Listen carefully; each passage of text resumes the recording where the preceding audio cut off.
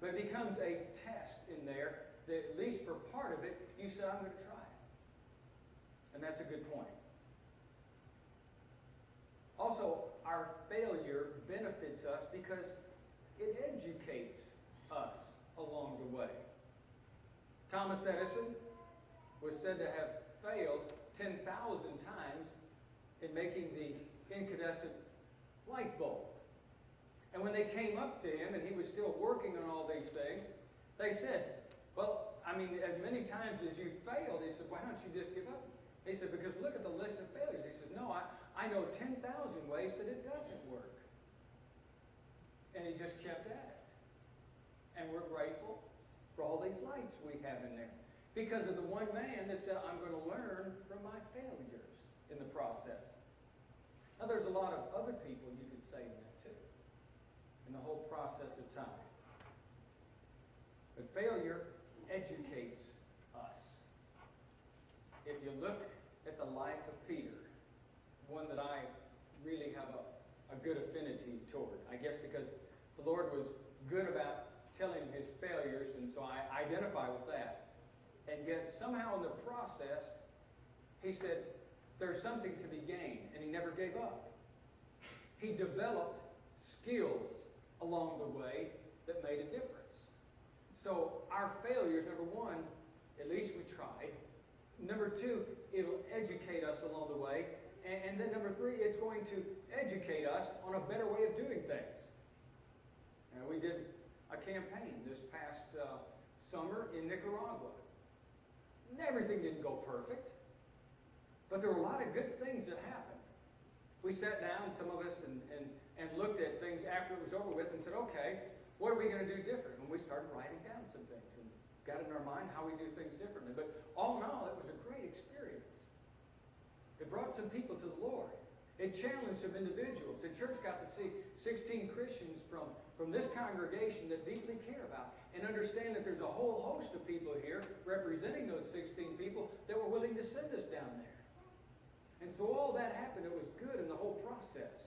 And then we developed our skills. Hopefully when we go back down at another time, then we're going to be able to say, now this time we're going to do this, this, and this. And so we're fine-tuning things. That should be part of what's going on in life. An individual that failed in real estate decided he was going to start a different restaurant. And he did. And you probably see his golden arches all over the world. Ray Kroc. Or another individual that failed through life in all kinds of different ventures until he was 70 and he decided he's going to try his luck at fried chicken. Colonel Sanders. Hey, we develop our skills if we're smart. And look back and see the things and learn from our mistakes. And that's important. We don't just say, I give up. But you look at it and say, okay, now what did I not do right? How can I change that next time? And it makes us better. I think about Peter. Again, the guy that I look to for the most as he's analyzing his life later on, he writes some letters. And all of us write to accomplish a variety of things. And Peter, of course, was writing letters because he was inspired of God to write. He was writing letters because he needed to encourage the church. But he's writing out of his own experience, don't we all? And so Peter has a lot of failures to look back to. And then he says, here's some things I've learned out of this. Doesn't point to it exactly that way. But one of the things that he learned in 1 Peter chapter 1 is his failure is not final. And that he's going to keep on at it. Blessed be the God and Father of our Lord Jesus Christ, who according to his abundant mercy has begotten us again to a living hope through the resurrection of Jesus Christ from the dead, to an inheritance, incorruptible, undefiled, that does not fade away, reserved in heaven for you. Now that doesn't sound like the words of God that just denied Jesus. But he learned from his mistakes. He put himself back out there and allowed himself to be challenged again. He grew from the things that were there. He was educated, and he can turn around and he can tell us about those things. And so it's not a failure now, it's a hope to hold into Jesus.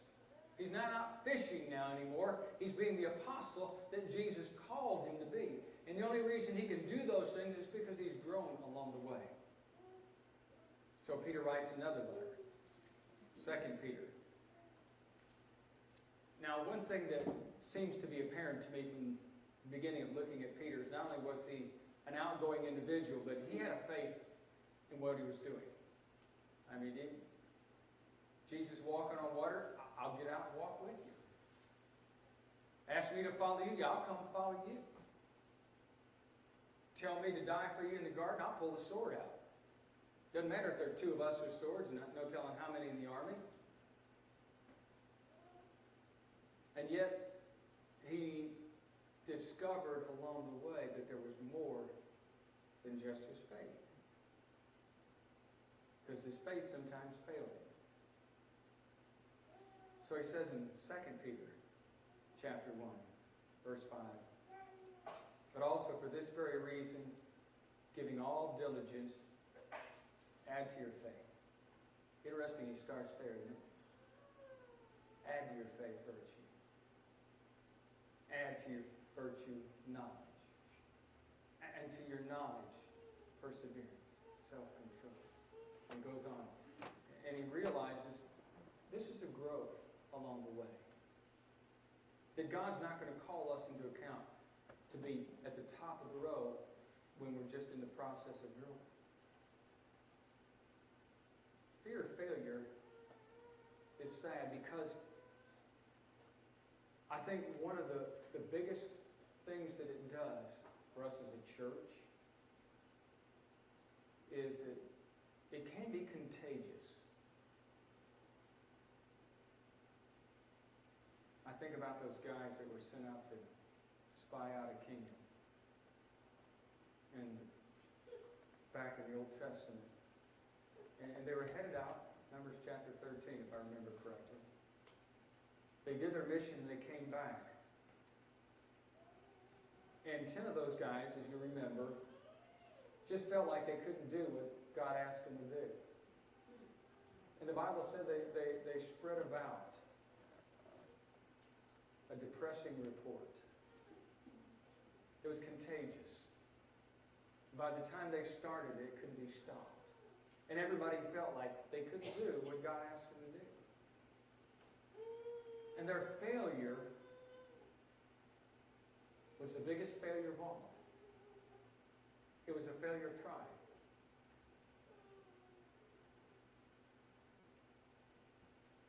Think about what God asks of you personally. Pray a good prayer about challenges that are out there. Put yourself out there on the line once in a while. And risk things. And don't fear failure. We'll all make mistakes. Don't fear blunders. Those things will happen.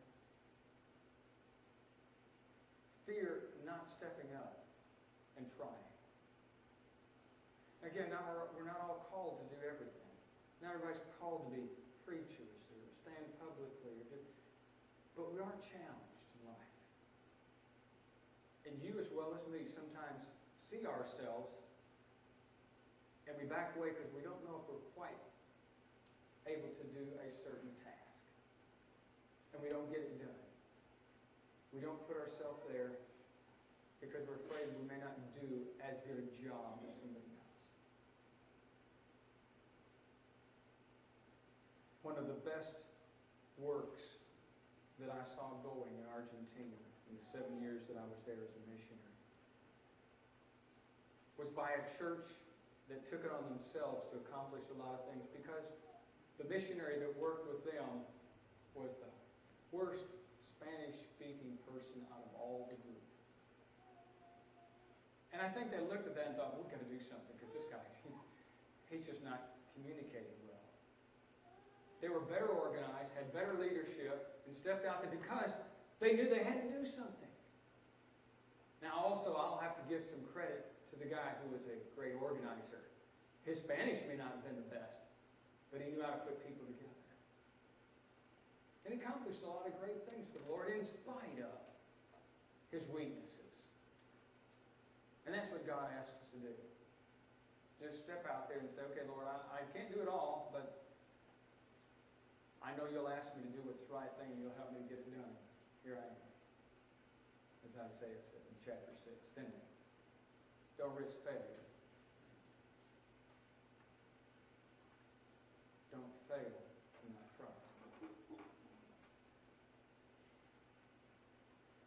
God bless us all on our journeys to serve the Lord, to do what he wants us to do. And maybe you are out there on the lines all the time and really don't risk anything. That's great. God bless you in doing that. Let's keep our momentum going as a church. The work that we've got to do here. The downtown area that needs reaching out to. And so many other great things. If you're not right with God, if you're not a Christian, come to be baptized in Christ. Come back and gone away. You just need prayers for your help.